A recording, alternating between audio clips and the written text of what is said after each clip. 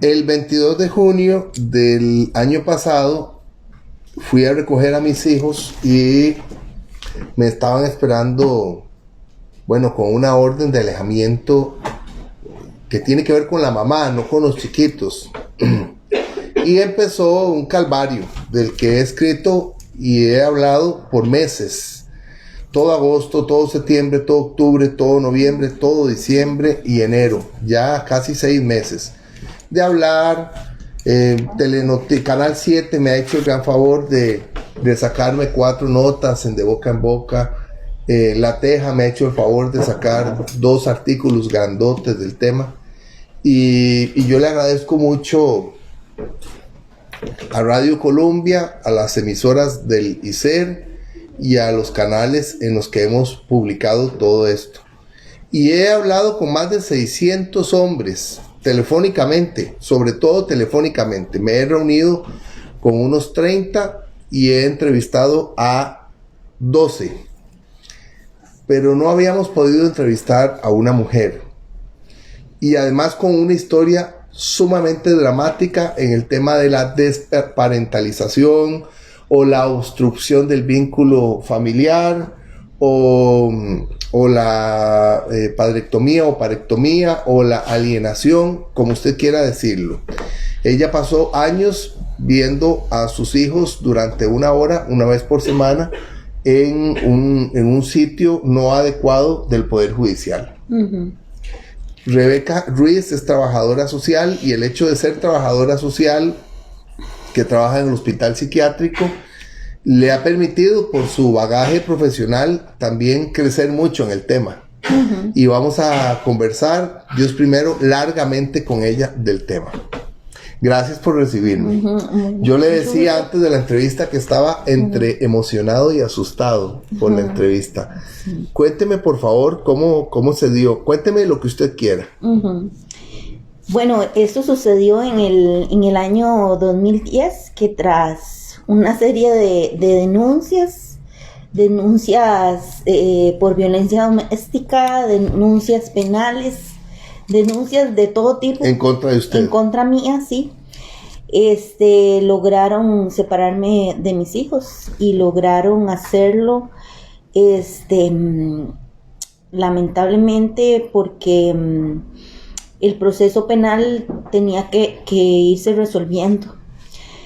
Y fue una serie de situaciones y de injusticias que se fueron dando, que yo creo en la justicia costarricense, y pues al final todo salió a la luz, porque siempre la verdad es una sola, ¿verdad? Y para la mentira siempre se necesita complicidad, pero la verdad es una sola y siempre sale a la luz. El 12 de septiembre del año 2010 la separaron de sus hijos. ¿Son 2? Sí, son dos hijos. ¿Cuántos años tenían en ese momento?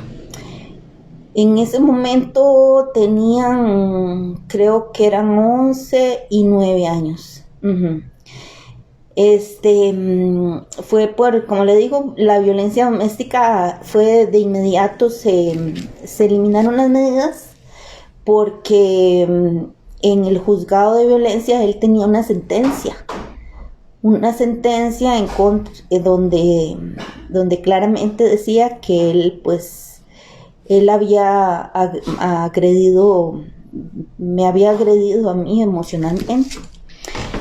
Entonces, esa medida se eliminó totalmente. Sin embargo,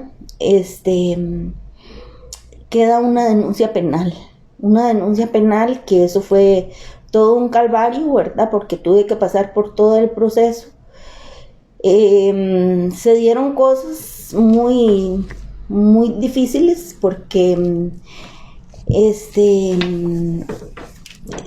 dictámenes periciales que no estaban de acuerdo a la verdad, que no eran nada objetivos, ¿verdad? Y que los utilizaron para que el proceso continuara y para que el tiempo fuera prolongado, porque en estos procesos el tiempo para el alienador o para el obstructor de vínculos familiares es un aliado, porque mientras ganan tiempo, por eso también ellos, los alienadores, tienden a apelar toda resolución que está a favor suyo, porque mientras ganan tiempo, van trabajando la mente de los niños, van trabajando, le van tratando de inculcar lo que para ellos es la verdad.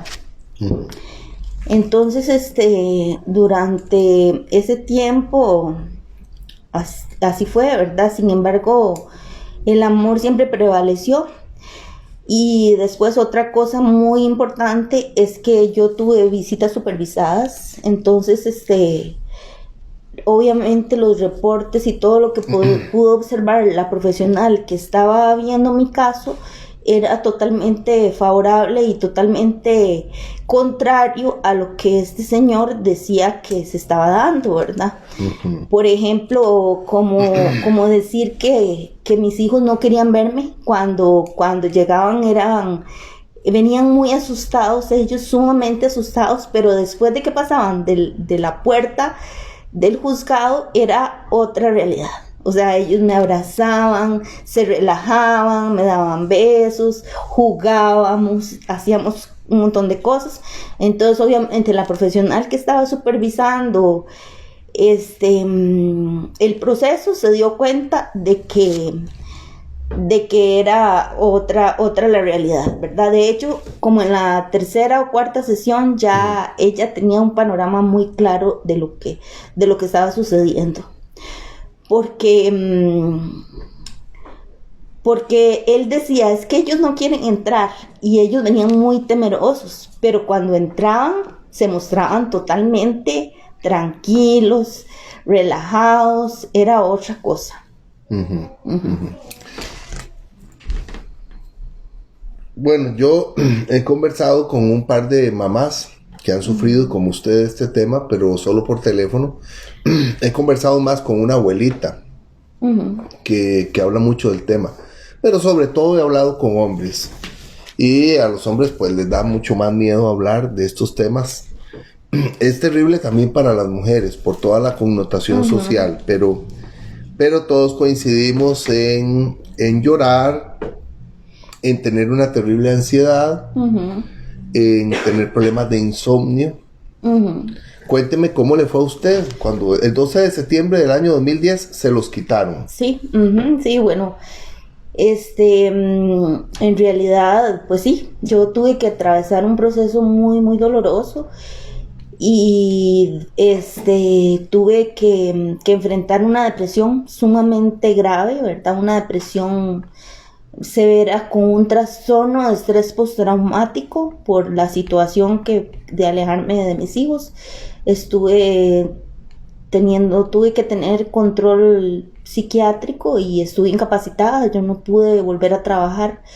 Tuve obviamente un daño económico porque no estaba recibiendo el salario, ¿verdad? Mi salario completo por las constantes incapacidades. Y pues fue ansiedad, insomnio, todo lo que se me acaba de decir, pero al nivel, ¿verdad?, más alto. Pero siempre, siempre, siempre muy positiva, y siempre con las ganas de luchar y con las ganas de demostrar la verdad. Y yo sabía que al final se iba a hacer justicia, como en realidad se hizo.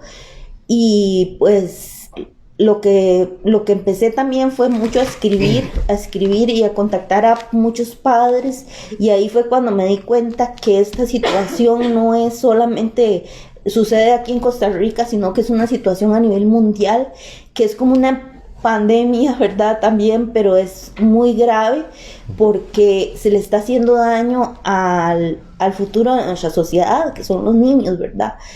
Entonces empecé a investigar, empecé a hacer contactos, y eso me ayudó mucho a pues empoderarme, a investigar sobre el tema, a contactar personas, a hablar, y el hecho de que yo no me sentí sola, ¿verdad? No me sentí sola porque porque habían muchas personas sufriendo la misma situación que yo estaba sufriendo, y pues compartir las experiencias, el hecho de compartir ese dolor, pues ayudó a suavizar la situación. Además de que me pasaba toda la semana planeando el encuentro, ¿verdad? Que el encuentro era algo muy hermoso, muy lindo para mí. Y entonces, a pesar de que era un cuartito sí, sin condiciones, ajá, ¿verdad? era un cuarto muy, muy feo, muy... Incluso, nunca se me olvidará, porque era un lugar mal acondicionado, tenía muchos juguetes en muy mal estado que daba tristeza. O sea, en realidad era un lugar deprimente. Yo sabiendo como mis hijos, las cosas que mis hijos tenían, sus juguetitos, sus cosas, y verlos ahí en ese lugar, pues era lo que había, era lo que estaba, y había que aprovechar cada instante y cada minuto, y eso fue lo que hice, aprovechar y darles a ellos pues todo el amor que en ese momento podía darles. Estamos con la licenciada Rebeca Ruiz Chacón. Ella es trabajadora social. En el año 2010 se le obstruyó el vínculo familiar con sus 2 hijos. Hemos hecho una campaña sobre este tema, sobre las crueles técnicas de desparentalización que se vive en el país. Sin embargo, es la primera vez que entrevisto a una mujer. A una mujer que durante 5 años vio a sus hijos una vez por semana durante 1 hora en una visita supervisada. Y una persona que va a ser clave en nuestra campaña de aquí en adelante por todo lo que ha escrito. Nosotros le vamos a pedir que por favor busque en su computadora, porque hace años, incluso de que ella, cuando ella empezó esta lucha fue hace casi 12 años, y es importante para nosotros toda esa documentación en esta campaña. Yo lo estoy viviendo, lo estoy sufriendo, pero no tengo ni miedo ni vergüenza. Y me encanta lo que Rebeca dijo, que la verdad es solo una y la mentira requiere de cómplices, y que al final puede prevalecer el amor, y esa es la lucha. Y yo la tengo por 3 de mis hijos. Puedo ver perfectamente a mi hija mayor, María Pía. No tengo problemas por desparentalización con ella, pero sí tengo con los otros 3, y estoy de pie, firme, luchando junto a muchos hombres y muchas mujeres como usted. Ya casi tenemos la segunda parte de la entrevista.